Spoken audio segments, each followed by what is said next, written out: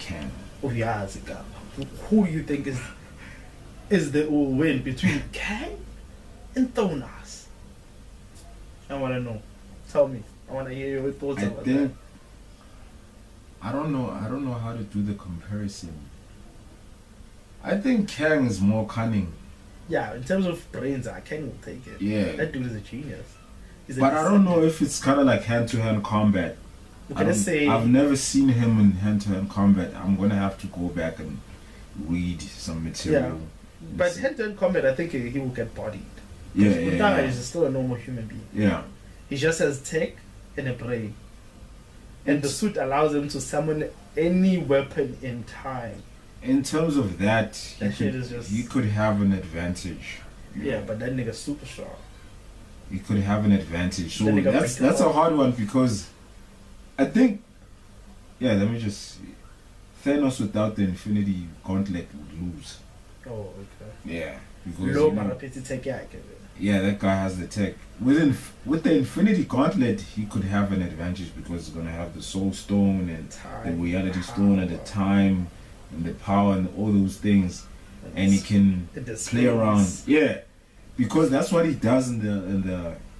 I think he uses them effectively in the comic. He does. That's why you remember keep under the Thanos Death Notes where it shows them with y'all actually did not win. Yeah. You are all in like a loop where he put you in that makes you which is a mind fuck. Yeah, dude, I was like, God damn. That was a mind fuck. That makes sense though. How you gonna beat a nigga who can literally control what you perceive? Yeah, that's reality. Yeah, because he may have an upper hand when it comes to that. Yeah. But with Kang, with all the thing, all his versions, he's a genius. Yeah, he's a genius, and he even has like a council of Kang. Like this guy's crazy. He's like Rick, dog. He's like Rick. Yeah, it's like Rick. He's like Rick Sanchez. Like, yeah, I think he's like the Rick Sanchez of Marvel. He is the Rick Sanchez of Marvel because no, it's okay. Apparently they're gonna reveal. I feel like this is what's gonna happen in the multiverse theory in the quantum mania or quantumverse or this quantum saga basically. Yeah. I feel like they're gonna reveal the fact that Kang has been behind all of the history that we know in Marvel. Yeah.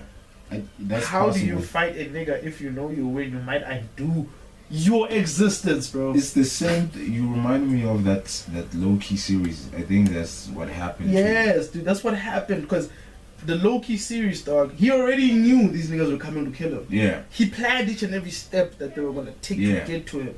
So that's why Umbonandanga did not give a shit. He told them, okay, this is what's up. But he already knew they were going to kill him. And he said, if you kill me, this is going to happen. Yeah, you're going to see someone else. So far now. And fighting people, like, that's a mind fuck. You can't win fighting those people. That's why they're having a hard time introducing Doom now in the Marvel Universe. How are you gonna introduce Doom now? Doom. Yeah, because Doom is crazy, bro. Doom is crazy. I was reading that dude is crazy. Doom is one of my favorite Marvel villains. Nigga, that nigga is. I love that nigga so much. I was telling Mofan, the last year. I think he also qualifies to fight Kang. I think he could beat him, especially if he also possesses them in the Infinity Gauntlet, he could do some crazy shit. Here's the thing about Doom, brother. Doom is the only person in the Marvel universe that we know of that was able to merge science and technology. Yeah. I mean, science and what you call magic together. Yeah. Because the dude is a qualified sorcerer. He uses dark magic like nobody's business, dog. Because originally they show you his mother was the one who made a deal with Mephisto. Yeah. Because they were gypsies living in Liberia. So the home place, the place he loves so much. Yeah. The reason he loves it so much is because he grew up there. And he was a gypsy, moving around with his parents. Yeah. And then his parents were being hunted by this guy, the Baron, or whoever the dude who was basically the monarch of that place. Because I haven't gotten into the origins of Doom, but that's interesting. It's sick because they kill his mother. But before, his mother was dabbling in dark magic. And the father was like, what are you doing? I was like, no, I'm doing this for my son so that as a one in that week he can grow up and not feel oppressed downtown. Yeah. Went there, made the deal with Mephisto, went there, fought off all of these people But just the second he was about to kill the Baron, Mephisto was like, alright, cool, time's up. Yeah. You know how Mephisto fucked up. I was like, hey, time's up. Took the power away, and now she's dying, bro. As she dies, she survives long enough to go back to the husband and child and die in the husband's arms. Yeah. And then asks one thing before she dies, like, please don't let my son go down this dark path. Okay, cool. Time goes on, the father also dies, bro. In fact, and Ufa appeared in time because Ufa, as I'm going to me as a dude, they were both in the cold, bro, in the freezing ice. He's trying to keep him warm, but he dies. And then Doom survives. Victor Van Doom survives. Yeah, Victor Van Doom. From there, this guy's like, you know what? Fuck it. Starts dabbling in these dark dudes and magic. He's also smart in terms of science. Yeah. US comes and finds him and goes like, yo, you're Victor Van Doom. You're a very hard man to find. He's like, yeah, that's by design. But because of the fact that the nigga's hungry and he's cold, he needs the money and the food. Yeah. He says yes to these American citizens and they take him, bruv. Capitalist. Don't fuck with Skila. That's where he meets Reed Richards. Oh. Because they're actually classmates. Yeah, because they were friends before. Yeah, dude, they were like more like frenemy type of vibes. Because they were like the at whole odds. Freak accident thing. The freak accident thing, dude, doesn't even happen to Doom, bro. That's the thing, bro. I like for the longest of time, I thought he went to space now and all that. That shit did not happen to him. What happens to him is he actually tries to save his mother. Oh. Yeah, and then he burns. As he burns, he's like he goes to the mountain up higher and trains with the monks and meditates and masters actually the magical arts. Okay, that's crazy. He becomes the leader of the monks, bruv. That's crazy. They build him the suit, mixing science and magic with an enchantment, bruv. I'm telling. Okay, and then that's when it's like no mortal eyes will ever gaze upon the face, which is Doom. God. Yeah, MF Doom. My nigga, that's what I thought too. I was like, Doomile. Yeah, so it's I haven't read about Kang, so I've watched a video because there's so many variations of him, and there's comic books where they create a lot of variations. There is one they released that's called Timeless. I must give you. So what happens there is. Yeah, because because there's no simple explanation. There is no simple explanation, but they try here. They try. That's why I want to give it to you. They try. In Timeless, remember he who remains, the one they killed in Loki. Yeah. Because I think I'm like he who remains. Yeah. They show you. Should imagine he valas a Kang. They show you this guy who hollers at the Kang. You see, the Kang is looking for time. Yeah. He's always looking for that lost piece of time. Yeah. Which I think it's one look at Renslayer, which is the chick who you saw in the series, Rani TBA. TBA. I think that's who Kang is looking for. Okay. That's what I think. He remains stole the Kang from this Kang. Okay. So now that Kang, dude, the Kang that we have, the Conqueror, is approached by some other dude and tells him, "Yo, dude, I can find you. You're missing time." And then obviously they tussle, they fight, and then he gives in, they go, and then a series of things happen there, and then he fights. Okay, like physically fights. He gets his ass, but because he's smart, he figures it out a way. He figures out a way. He beats that person, and he wins. And then somebody comes up from behind and stabs him. What? Only to find out what that is actually Kang. So you see, that gave me the idea of, this is how He Who Remains defeated the other Kangs. Oh. So he can prune the other timeline. Yeah, because that stuff is mind-boggling. It's mind-blowing. And it can really get confusing. That's why I was like, nah. I'll maybe I'll watch the movie or I'll get a comic that explains it more simple. Because now it's not that simple, but I'll give it to you. You need it, dog. You need to check this one out. That's fire, dog. That's fire. I saw you posting about the saga, the American saga. Yeah. The Woo. What a good segue. Tag. Actually, I wanted to talk about that. Yeah. Like I said, I am happy that they're doing a season finale. Oh, they're ending it here? Yeah, because... They already done everything. Yeah, because... Yeah, Wu-Tang has a lot of albums. Yeah. But that period in time, that phase of... the phase that's going to happen now, if you're a Wu head or you're a Wu-Tang fan, this is Wu-Tang forever. It's like the bomber time again. Yeah. But I know what they're gonna mix now is they're gonna mix it with the era of Killer B. No, before that. Oh. That's the Killer B, the Triumph and Triumph is Killer B. Yeah, right? That Wu-Tang Forever. That's the name of the album is Wu-Tang Forever. They reintroduced themselves as the Killer Bees. Killer B kill. Yeah, Killer Bees, the bees. If you see that Triumph video, they became bees and stuff. So this is the phase of those albums, that the solo albums, Jizz's, Liquid Swords, Rake One's Only Built for Cuban Links. That's the one you always tell me about. Yeah, the ODB, Return of the 36 Chamber, the Method Man, Tikau, and Ghostface Iron Man. Yeah, so it's gonna now I think they're gonna wrap it up into one thing. Yeah. And those are also classic Wu-Tang albums, like solo albums, not just hip hop albums. In hip hop, they're highly regarded. So, when he did that, he wanted to, because if you watch the first season, even if you read the Wu-Tang book, the Wu-Tang manual, you should read it. Check it out. It's simple and it's easy to understand, especially if you really understand Wu-Tang. It's gonna be more simple. The reason why he did that, he made solo albums for every member, is because he wanted to market them in different places. Like, for example, Ghostface and Rake One is going to appeal to the gangsters in the streets and the hustlers, the street dudes and the hustlers and the drug dealers. And the drug dealers. Yeah. The street gang. Yeah. When it came to Jizza's going to appeal to the guys who read a lot, the nerds, the scientists, the 1%ers, the Nation of Islam. When it came to Method Man, it's going to be the ladies.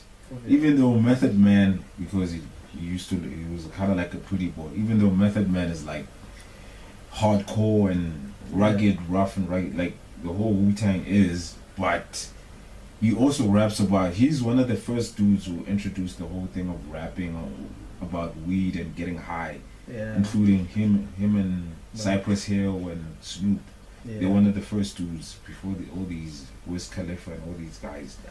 So he wanted to market all these guys, wanted to market Wu-Tang through all the members, but he was marketing them, he was pushing them at the same time, he was giving them the spotlight at the same time, he was pushing the Wu-Tang. Because if you notice that in Wu-Tang, everybody has a logo.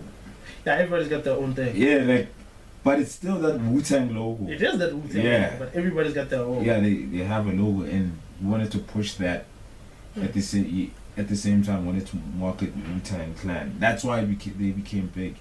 He wanted to play chess. He was playing chess in the industry. And that was the first time anybody did that in hip-hop. I don't think anybody does that now, man. So it's gonna be based on that. But what interests me is, what's interesting is I wanted to see how they did it. I know I don't know if you've watched the documentary, the Wu-Tang documentary. There's so many Wu-Tang documentaries that I've watched. I haven't watched them. The Mics and Men, Wu-Tang Mics and Men. That one is dope. I think that's the dopest one because it shows you the other sides, especially like their personal lives, how they grew up. And the other ones is you just see how they made the music. Mostly it's based on how they made the albums, how they made the 36 Chamber album and the Wu-Tang Forever and whatnot. So this one is gonna be based on those things that I just mentioned and Wu-Tang Forever. So the reason why I'm saying I'm happy they're ending it here, because that's when Wu-Tang became, that's the last time Wu-Tang became at the top of the prime. Even though the third album was dope, I love the W album, which is the last Wu-Tang, the dope Wu-Tang album that I really liked. After that, it was like, they just plateaued. Yeah, they kind of. Yeah, when it came to like albums like the Iron Flag, what's the other one after the Iron Flag was 8 Diagram. There was 8 Diagram. There was this Chamber Music. I even tried listening to them back but again. They didn't hit the same. Like nah, they're not cool because that's old, bro. It's. I think another thing that affected them it's their chemistry. They're less ambitious. They didn't have a lot of chemistry like they did in the first two albums.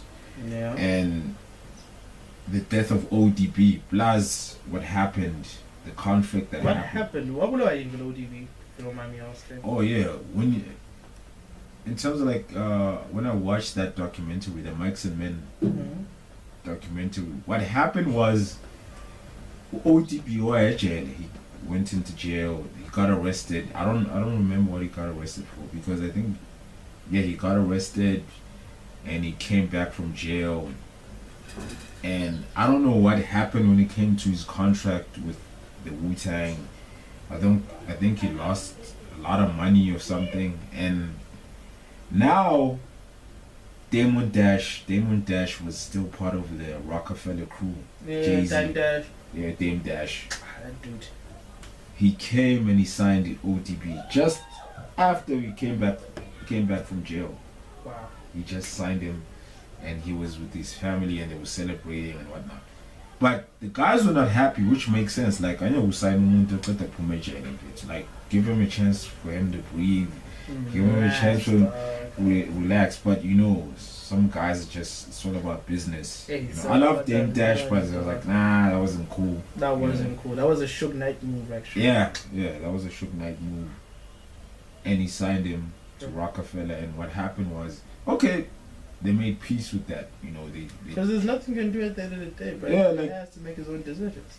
He wanted to record an album in the Rockefeller Records, and he started recording an album.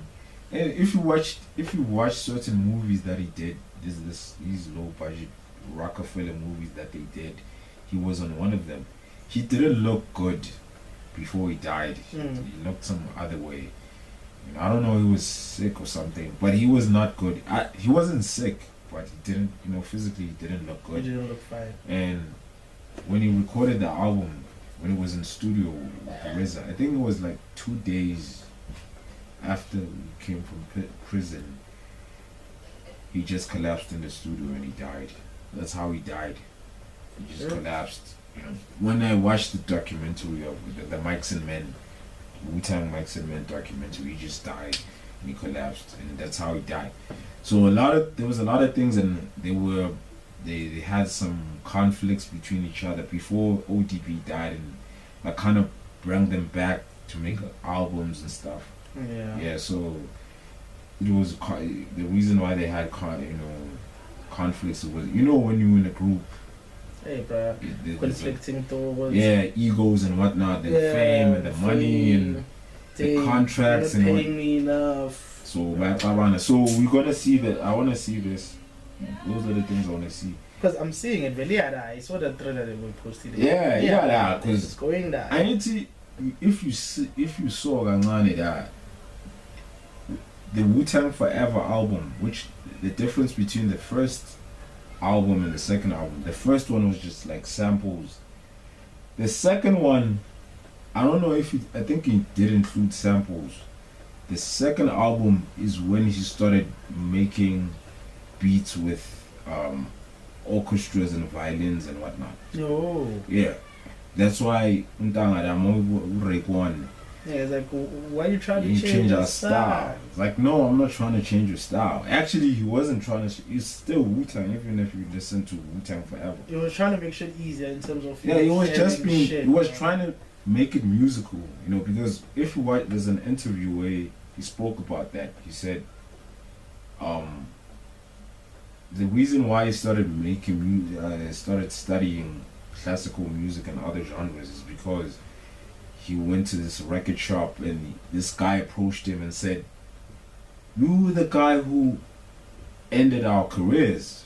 You're fucking us up with this technology." Because remember, hip hop back then, even now, they used to use the MPC drum machine and sample. So technology, this new technology was being introduced, and cats used that to sample. And back then, I don't know which version was it. There was a few minutes you had to chop a sample. It's not like now where you can sample whatever, the whole song and whatnot. You had to pick certain parts to sample, and you had to have. It's an art. You